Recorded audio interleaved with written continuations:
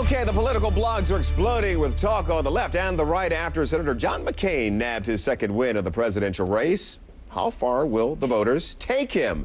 And Senator Barack Obama is getting a lot of flack for seemingly complimenting the Republican Party. Joining me now, Pam Spaulding, author of the liberal blog, Pam's House Blend, and conservative blogger Katherine Ham from townhall.com. Good to see you both, ladies, and as always, feel free to sort of, leave me out of the conversation and go back and forth and talk amongst yourself here. Hey, Katherine, let me start with you. John McCain, after the victory in South Carolina last night, is he the front runner?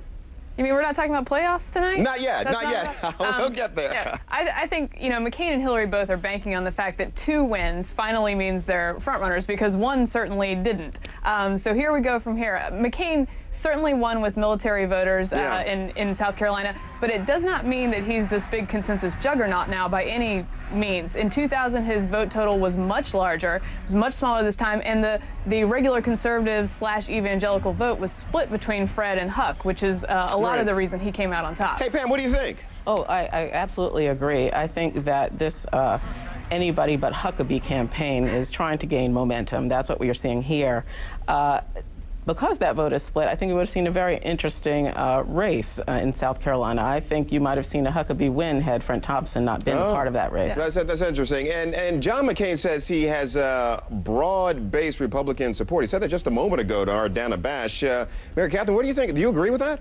Well, conservatives are not on board with the McCain show. They have not ever. It's been a long time since we've loved McCain, but it's a long, troubled relationship. But I think, people respect him. He's obviously a war hero. He's a good guy. He's got a lot of experience. And there is some buzz about the fact that he could, be a good matchup for Hillary. So although he bugs us, we're not afraid to watch him, wipe the floor with Hillary at a debate or something like that. So that would be fun. Oh, whatever. Oh, whatever. Hey, Pam, how about this from the exit polling in South Carolina? Where are my glasses? I need my glasses here. 8 in 10 of those voting yesterday called themselves Republicans, yet just 3 in 10 voted for McCain.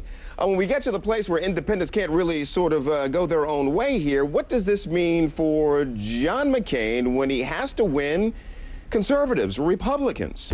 Well, he's in a world of hurt. I mean, I think in certain states this is going to be problematic in the general. But as he's still got to prove something. He won in South Carolina. He won that heavy independent vote.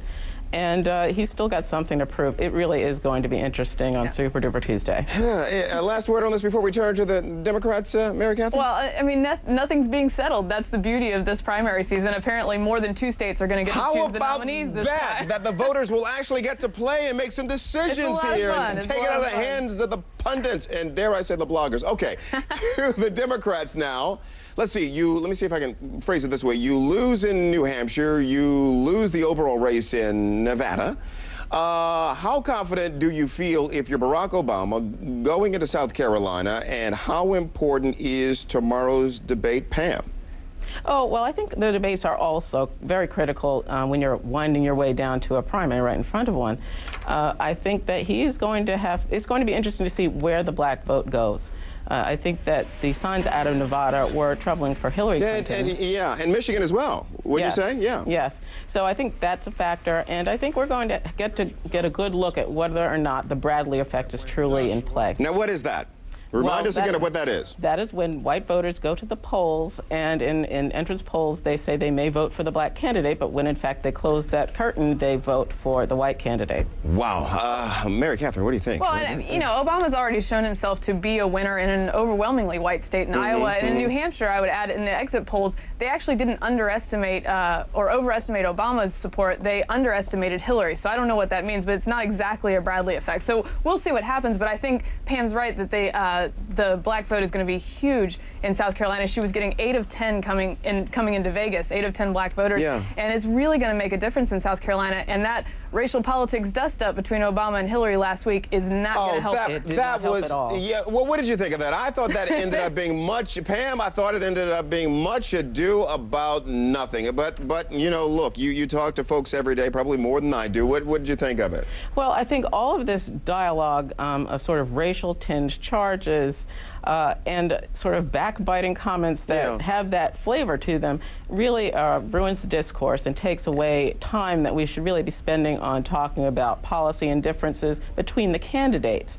And the real problem is our country does not have the difficult discussions about race that they need to have when it's not, the stakes aren't as high as they are now. And Katherine, it felt like this was an attempt by surrogates, by Hillary herself, to pull Barack Obama into a discussion about where do you stand on issues? Where do you stand on issues important to Well, I mean, this is a huge issue. America? I think part of the problem is that, you know, we've become so hypersensitive about race that it's hard for anyone to talk about it without being accused of being a racist. So that's part of the problem. Yeah, but doesn't that feel silly? And at the end of the day, doesn't that feel silly? Well, yes, it does. But I think that the Democrats and the press, to a large degree, have been instrumental in creating that attitude. You're right. And so, and the consultants, it's don't hard forget to talk them. about. Yeah, well, and these are surrogates, but you have to take responsibility for what your surrogates are doing as well. Yeah.